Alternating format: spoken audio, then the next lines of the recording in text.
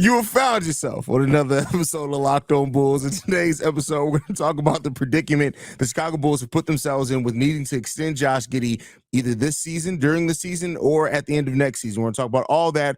Plus, where does the Bulls' young core rank in the NBA? We're going to talk about all that and more on today's Locked On Bulls.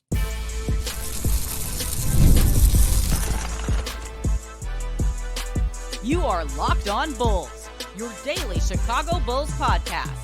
Part of the Locked On Podcast Network, your team every day. Thank you for tuning in to Locked On Bulls, member of the Locked On Podcast Network, where it's your team every single day. That is Pat the Deisgner, host and creator of the Windy City Breeze and host of the Chicago Bears podcast over at ESPN 1000. I'm Haize, host and creator of Chicago Bulls Central, Chicago Bears Central YouTube pages and podcasts. And today's episode is brought to you by Gametime. Download the Gametime app, create an account, and use code LOCKEDONNBA for $20 off your first purchase. Terms and conditions do apply. We're winding down. We're at the final 14 episodes of Pat the Deisgner on Locked On Bulls. Are we doing this every episode? Yes, it sucks, bro. It sucks. We're gonna have a good time when it comes down to the last at least week. they love me like I'm Kobe. The last week, all I can say is this. Y'all better stay tuned in because the last week is gonna be crazy. But with that said, Pat, man, we gotta talk a little bit about this situation with Josh Giddey. So the Bulls have put themselves in a situation in trading for Josh Giddey that they have to make a decision on this long-term future relatively quick. Now, he is up to sign a contract extension all the way up until the day before the start of the season. If they want to do something beforehand, they can, of course, he'll go into restricted free agent after the season. We'll talk about the risk here coming up, but I want to start with this first. If you had your way with it, Pat, would you rather the Bulls go ahead and lock Josh Giddey up before the start of the season if his agency and him are willing? Or do you think, let's see how the season plays off before we extend him? No, see how the season plays out because you don't want to put yourself in another situation with more bad contracts on the roster, right? You're already struggling to move one. Why put yourself in a spot where you're going to be struggling to move more than one? And I understand, right? Everybody's going to be like, but you got rid of Alex Caruso. You can't be in this situation where you don't re-sign Josh Giddey. Yes, you can. That's the bottom line of it. Where it's like, listen, you're trying to build something that's going to be sustainable long term. You're trying to build a team that's going to be competitive long term. And because of that, listen, you don't want to tie yourself to something that if it does hit the worst, that you may have got it at a cheaper price, but now you still can't get rid of this guy because he's not really that good of a basketball player. Though. Because what if he plays so good, though, that it is a max contract that he's earned? If let's say they go to I think the max he can sign is like 5 years, $220 million, something like that. Mm-hmm. If Josh Giddey and his agency reaches out and says, Bulls, listen, we know we got to rehab our value. We went through what we went through. We appreciate being here. We're willing to sign for the full 5 years and give you a $50 million discount, $150 million. Do you take that to avoid the risk of the max contract to save yourself a little space? No, because if Josh Giddey's good, you got, like, I would assume if Josh Giddey's good, we're not talking about Josh Giddey being a 30-point per game guy. Right. Every now and then he's popping off for the 25 points per game. You know what I mean? But he's probably still around an 18-point per game. But if he's good, you're looking at the assist numbers. Maybe the 3-point shot is taking a step in the right direction based on what we saw a little bit in taking a step in the right direction every season. So right, far. And it's based on what we've seen over the history of it. And you would assume that the rebounding numbers are good and he's giving you double-digit scoring. Right? Like those are things where that's a player who's making the rest of your team better. If you're in that situation, why wouldn't you want to re-sign him? And it's fine re-signing him to that money because you have answers that you got your point guard answer. More than likely, Kobe White has taken a step because Josh Giddey has found him, or figured something out with Zach LaVine. You're giving her why you may want to take the discount. If they feel confident that he can bring that, I get it. I get what you're saying as far as see it first. But if they feel confident looking at what they've done so far when he has had the ball in his hands, they know they're putting the ball in his hands. Would you not want to take the discount if it's available? And, $50 million is probably me giving a little too much. Let's say it's 5 years, 80. 5 years, 80, 5 years, 190, something like that, where he's able to give you, and that's even if the 220 may be a bit high. I'm not exactly sure. But if either way, if he's willing to take a little bit less and you feel confident, keep in mind, you gotta extend Ayo, you gotta extend Kobe. You don't have to, but Kobe and Ayo are up for extensions in 2 years. Would you not want to take that? I think you're just at a spot now because of the position. Now, listen, If it's clean slate, we just got Kobe, we just got Io, we're dealing with that. Yeah, that's fine. I would be fine with taking that deal, but you're in a position right now where you can't risk more bad contracts. You've got two, or at least one, that you view as a bad contract on your team right now. Now, for me, I don't view it as a bad contract with Zach LaVine, although they can't move it. I think as the modern NBA continues to go out and the new CBA goes out, it's not a bad contract. But teams around the league are viewing it as a bad contract, so you can only view it as how they view it. So I think you've put yourself in a losing situation where you have to know, at least in my opinion, the answer before you go out there and just start throwing money at Josh Giddey's way. You have to know that he's going to bounce back. Now, I expect him to bounce back because the role that we're putting him in is a role that he's comfortable in. And that's how basketball players work out, right? Like when you give them roles that their strengths are, everybody's always amazed. Like, oh my God, look at him. He's comeback player of the year. It's like, no, somebody just told him start shooting the basketball. I mean, that's a cynical look at it. But I guess also the thing that I view it as is that just because he has a good season doesn't mean that it's not still could be a bad contract. Like Zach LaVine had a good season, the season he signed his contract. Like it really depends about the value. You pointed out the value of how the league looks at him.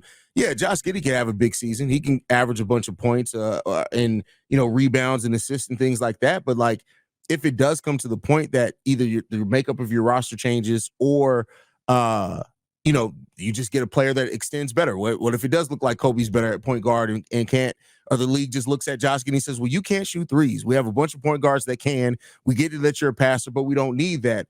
It can still turn out to be something that could be a bite in the ass. See, I think the risk, to me, if Josh Giddey came out and looked exactly like the Josh Giddey we've seen, I would not I wouldn't feel like there's a risk.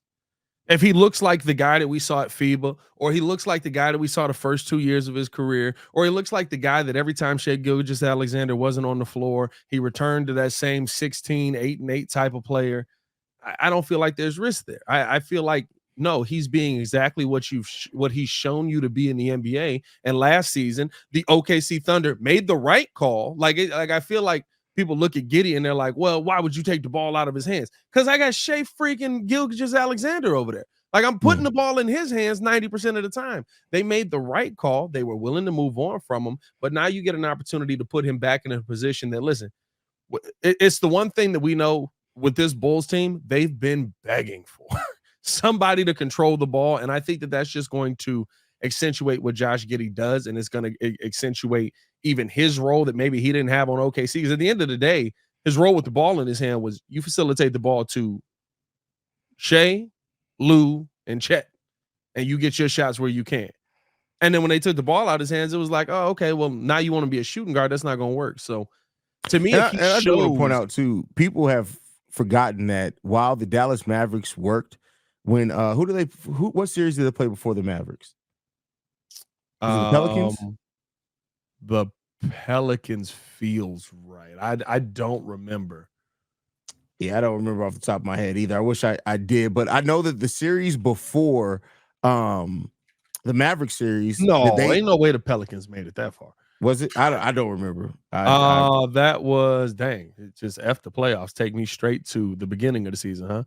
Yeah, you're right. That was the Pelicans. It was the Pelicans. The Pelicans made it that far. Josh Giddey, in that one, Josh Giddey shot. They did the same thing that that the Mavericks tried, but he shot over 50% from three that series. So it's like, I get taking the ball out of his hands. It definitely it worked in the Dallas Mavericks' favor, but like we saw him adapt pretty well to it in the Pelicans. So there's both sides that you can look at and say, hey, and even the way he shot it in FIBA, that maybe that shot is going to be something that Peter Patton can help him work on. And I think here's the thing, right? Like right now, it's not consistent. It doesn't mean that it will never be consistent. I think people forget this because the only Jason Kidd that they remember is the one like on the highlight it took him like a decade to learn how to shoot three. Bro, Jason Kidd literally was one of the worst three-point shooters you've ever seen in your life. And then by the time he was on Dallas, he was knocking it down at like a 36% clip, 37% clip. I'm looking at it. Like I remember just being like, when did Jason Kidd? I remember it was a season it happened. So Jason Kidd, yep, the last year in New Jersey, he shot 35% from three, taking 4.5 per game. But then the Mavericks, 40%, Yeah, 40%, 42%. Yeah, bro. Nah. Hey, 35 ain't bad, but I literally remember Especially he was one of those players where it was like, oh, I know the book on J Kidd. He gonna facilitate. They came to play the Bulls. It's like, you know the book on him. We know who Tyson is, all of that. I bet. Just like let J Kidd shoot. And I want to say he had like 6 threes. And I was it's like, crazy that he did that late into his career, because it wasn't just that because the first year in Dallas, he only took 2.5 3-pointers per game, but shot it at 46% clip. The next 2 seasons in Dallas, 2008, 2009, and 2009, 2010 seasons, he took 4 and 5 3-pointers per game and hit him at 40 and 42% clip. Bro, like it's That's a crazy. skill that you can learn, and these guys are NBA players and they work very hard at their craft. If you have somebody who can go out there and teach that guy how to do it, it's not a skill that is unattainable. I also don't think with Josh Giddey, it's a skill that's a must-have, though. Well, we'll talk about that in the next segment. We're going to continue this conversation. We're going to be talking about the biggest risk for Josh Giddey in restricted free agency. But first, we got to get into some message from one of our sponsors, and that is eBay Motors. Passion, drive, and patience. The formula for winning championships is also what keeps your ride or die alive. eBay Motors has everything you need to maintain your vehicle and level it up to peak performance. Superchargers, roof racks, exhaust kits, LED headlights, and more. Whether you're into speed, power, or style, eBay Motors has you covered. With over 122 million parts for your number one ride or die, you always find exactly what you're looking for. And with the eBay Guaranteed Fit, your part is guaranteed to fit your ride every time or your money back. Because with eBay Motors, you're burning rubber and not cash. With all the parts you need at the prices you want, it's easy to make your car the MVP and bring home huge wins. Keep your ride or die alive at ebaymotors.com. Eligible items only. Exclusions do apply. eBay Guaranteed Fit only available to U.S. customers. Clap it up. Should have never gave you a soundboard, bro.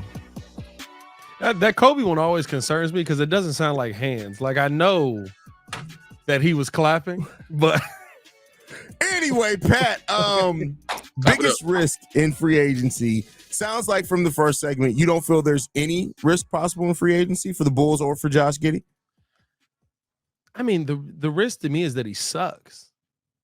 Like, I think that's like he comes out and he's a horrible defender. The facilitating has been figured out, which I think will be a surprise to me. His offense takes a drastic drop, and he's like 11 points a game. And he's, maybe the rebounding numbers stay around 6 or 7 because he's tall. I mean, like, I think that's the risk in free agency to me. I don't think that there's a risk of, right? Like, to me, I believe in the proven data. Even with Lonzo, I was excited about bringing Lonzo in because you knew he could facilitate, you knew he could defend, you knew he could shoot the 3-ball based on being able to add that in for a couple of seasons with the Pelicans. The fear was injury. When he got here, he could facilitate, he could defend, he could shoot the 3, and he got no knees. Like, literally everything that was a risk or that could have happened here. So I think if we see Josh Giddey, like I know you made the point about, like, well, what if you sign him and it's a fluke year? Contract year. We see John Stallman's year. Now I'll say this: a fluke year to me would be if you saw him averaging 25. I would be like, do not believe that. Do not believe that he can do that moving forward. Like, great. I'm glad that he unlocked something. That will not happen next year, unless it's like he's doing everything he's doing and the 3-point shot is like a 36% from 3 shot. Then maybe I'd believe it. But, like, outside of that, if Josh Giddey comes here and he does what we expect him to do, unfortunately 17, 8-8. You're never not going to make that joke, are you? Bro, listen. It's so consistent. It's like, dog, score 18 every now and then, bro. You're like that dude at the water cooler by the job who every morning you go get coffee, he's like, you working hard or hardly working every single day. That's you every single day. That Giddey joke hit every time, bro. You laugh every time. Hey, and every now and then he scored 25 to try and throw you off the trail. You know what I'm saying? Oh, this is a classic Pat the Designer. What about, let me throw not on the court risk, though. Going into restricted free agency, what if a team offers Josh Giddey a contract that he signs an offer sheet that is ridiculous? in one way or another, because we've seen it before too. Where more than what the Bulls could sign him for. Well, if it's more than what the Bulls are willing to offer, but here's the thing as well, is that what if he signs one of those weird offer sheets as well, where it's like a 1+1? I mean, I'm just saying, it's a slim pot. There's a possibility of it happening. That would be the Sacramento Kings trying to screw the Bulls with that first Zach LaVine contract. You know what that would be? That would literally be like that would be just like the thing that would happen to AK. You trade for the player, they play right for you, they seem to fit in with Kobe, and it's the Spurs just slide in there like, hey, by the way, Josh Giddey, you want to come play with Wemby? You know what I mean? Like, you know what I'm saying? But I think here's my thing too. I don't know if if Josh Giddey is giving you a half of season of this, why get to restricted free agency? Well, they have to. So you either sign him before the season starts, or you have to wait to restricted free agency. That's kind of the point of this. They have until the day before the season starts, or you have to wait to restricted free agency. Yeah, I would. I mean, I'd chance it. I really would. I'd chance it because to me, I know this sounds weird, or at least it's always weird to me when I see it in the comments. But it's like, well, what if he plays well and you got to pay him? It's like perfect. That's you know what I would say. That's only Bulls fans. I'm sure every fan base does that. No. Like, everybody says that. It's like, well, somebody in Central once left a comment. They were like, well, I feel like the Bulls should bench Giddey this year because what if he does play well? You can not have to give him as good of a contract. I'm like, which you really sat there with the brain power that your mama bestowed upon you, and that's what you spent your time thinking about. And I think here's the thing: it's always that comment, and it's like, well, why do you think? Because nobody thinks of like after that. Why would Josh Giddey want to play here? Exactly. Like that's the part that nobody like uses their brain to do, or when they come up with these trade ideas, and they're like, "Oh my god, bro!" The thing we sent them Zach LaVine. They sent us LeBron, Anthony Davis. I tell people all the time, if you get to the point where you're listing out the roster and saying all we need is if we move this and then we can get this and then I'm like, hey, you just gotta stop, bro. Like, go take that to 2K. That is not realistic, my brother. You gotta stop. My answer to that is always, why would the other team do that? Every time it's just like, why would they do that? Or you get people that be like, all we need is a guy who can guard Giannis, score 20 points, and block 5 shots. It's like, you do realize that would be a super max level player, right? Like, they don't just grow those on trees. You don't just get to walk in there and be like, hey, let me get one of them Giannis stoppers, my boy. I don't know, bro. According to that new 2K game release, the gameplay release, Giannis is getting slowed up by Wemby, who weighs literally 50 pounds less than he does. That's crazy. They had Giannis with an inability to back down. Yeah, no, but really, to me, I don't know why I said really like that. Really to me, the biggest risk with Josh Giddey is that he plays bad this season. Because if he plays well, I'm fine with the Bulls paying him. If he plays like, Josh Giddey of old, right, I'm fine with the Bulls paying him a moderate amount, right? Like, I think, and if somebody comes in and they're like, hey, listen, we're going to offer you the world and you don't feel like Josh Giddey's that level of player, I'm also fine with you saying, all right, we'll see you later, dog. Like, I get it. It's like, but we gave up Alex Caruso. Yes, but you weren't keeping Alex Caruso. Yeah, I mean, theoretically. But let me ask you this. Is there any risk if the Bulls aren't able to move Zach LaVine? Does that become more of a risk as far as like the contract that you would have to give Josh Giddey? Because if Josh Giddey does play up to the standards of earning a max level contract, which would put him near the same range as Zach LaVine, that's going to completely limit this front office with their inability to go into the luxury tax.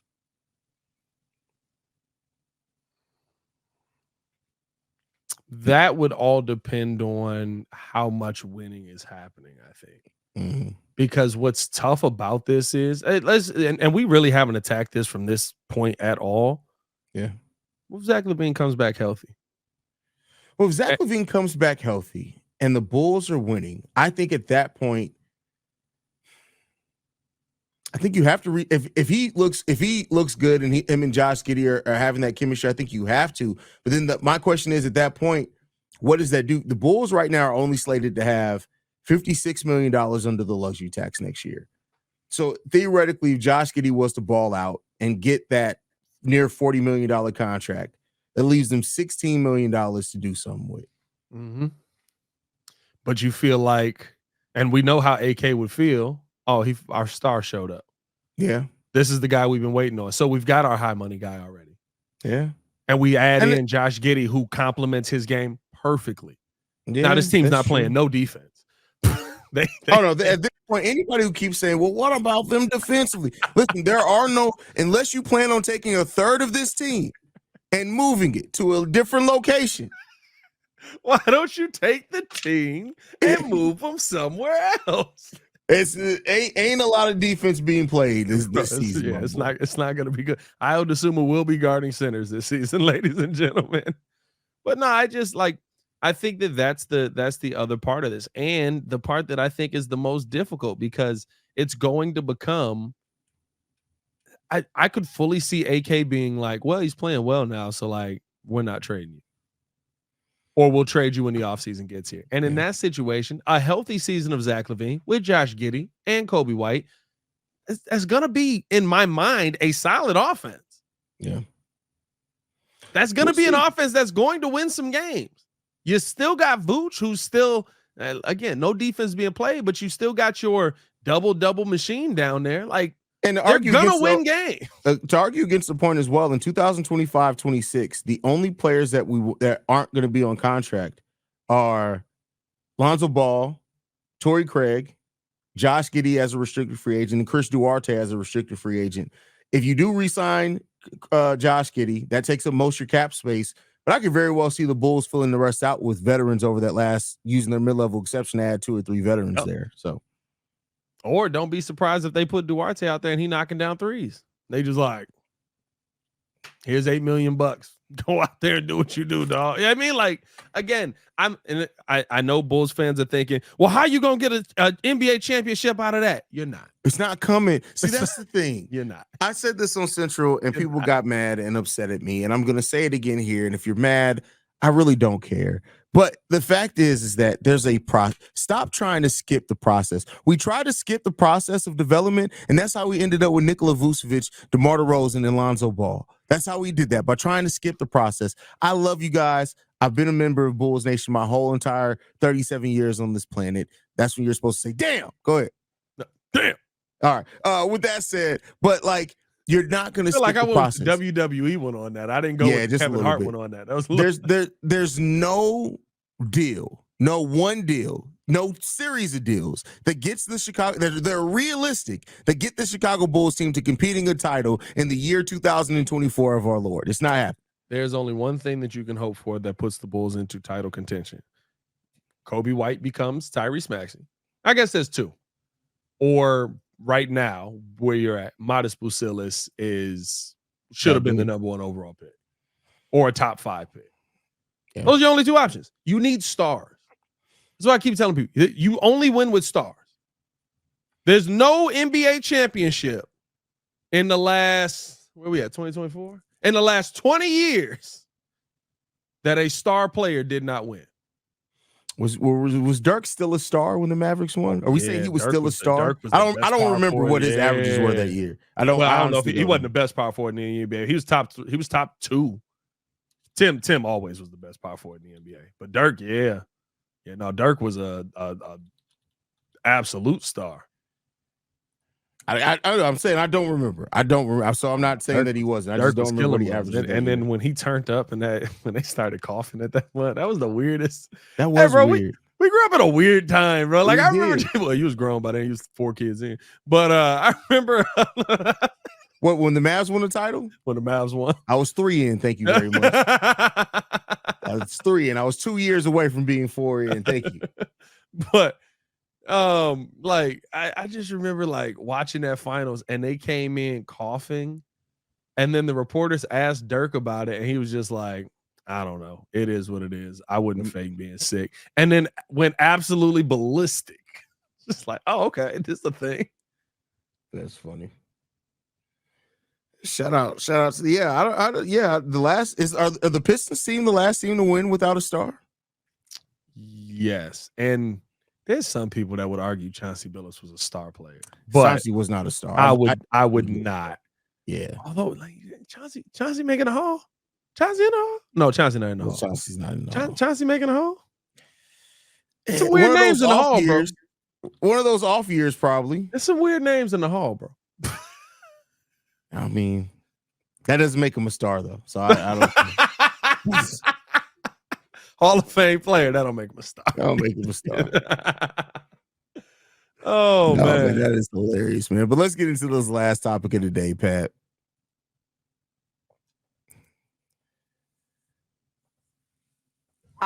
Playoffs? Don't talk about it. Bulls young core. Before we get out of here, Pat, this is a depressing topic. We kind of already know where we're going with this one.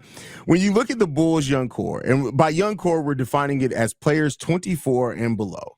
The Chicago Bulls, off the top of my head, while I'm trying to stall time to bring up the roster, we know we got Josh Giddey, Modest Bucilis, that's under 24 years old. Yep. Julian Phillips. Okay, yep. Adama Sanogo, Dalen Terry, Patrick Williams, Ayo Dosunmu, and Kobe White are both over 24 at this point. Oh, they're over 24. Yeah. I mean, they're 24. Kobe will be 25 by the start of the season.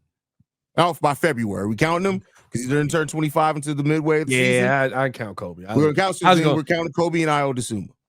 I was gonna say if neither of them are a part of this, then this it's guy rough. Yeah, it's rough. So 24 and below. All right, so that counts those guys. Where do they rank? Yeah, where are you putting them at? The bottom. Young cores. Yep. Below Who the are they Pistons? better than? You putting them below the Pistons young core. Yes. Below the Portland Trailblazers young core. No, not Portland. Portland Scoot was trash. Okay, so they're not worse. Yeah, than. they're not Below the below Washington Wizards young core. Huh? Below the Washington Wizards young core.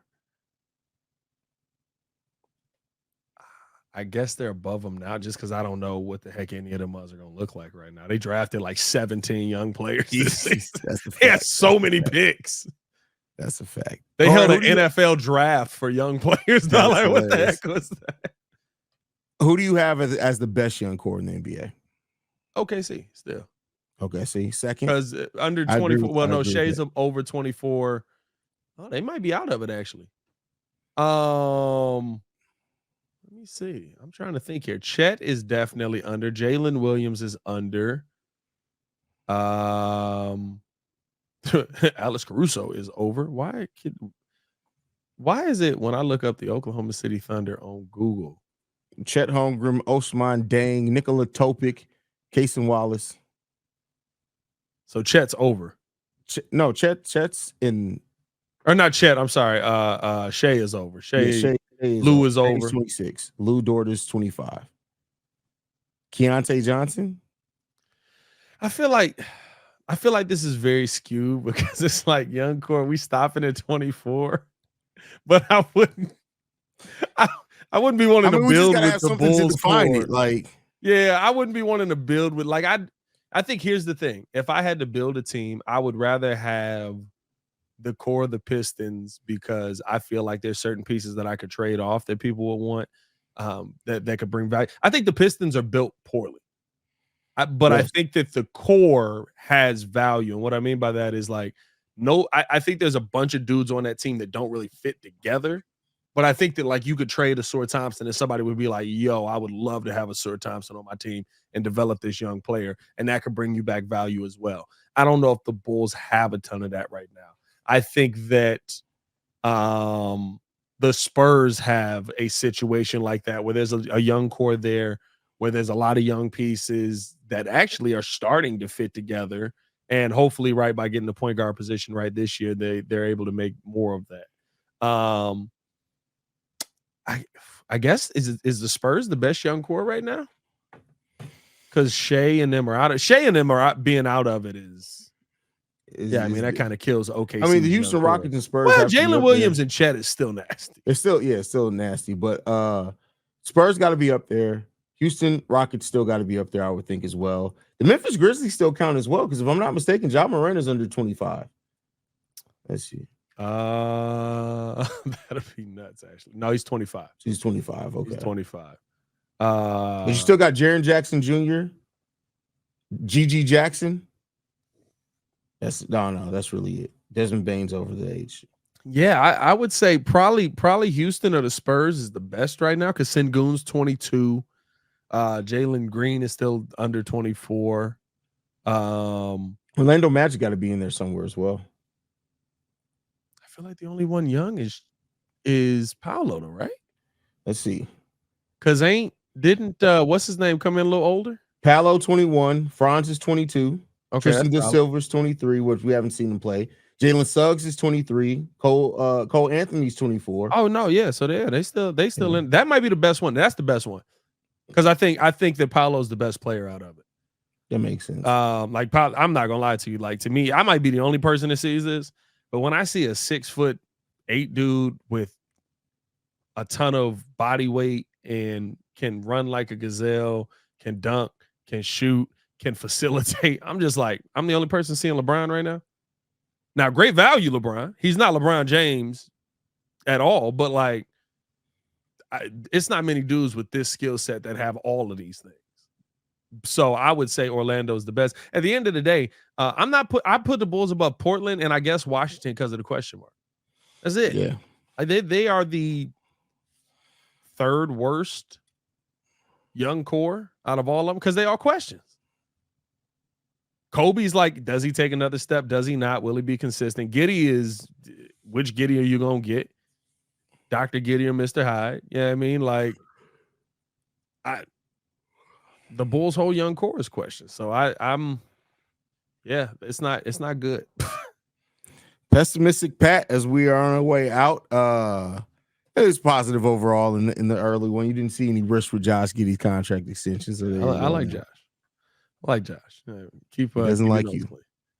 I probably not. That's okay. It's okay. His country went out there and sent that break dancer over there. So he got bigger things to worry about. All right, man, go ahead and send this off. It's time to go, bro.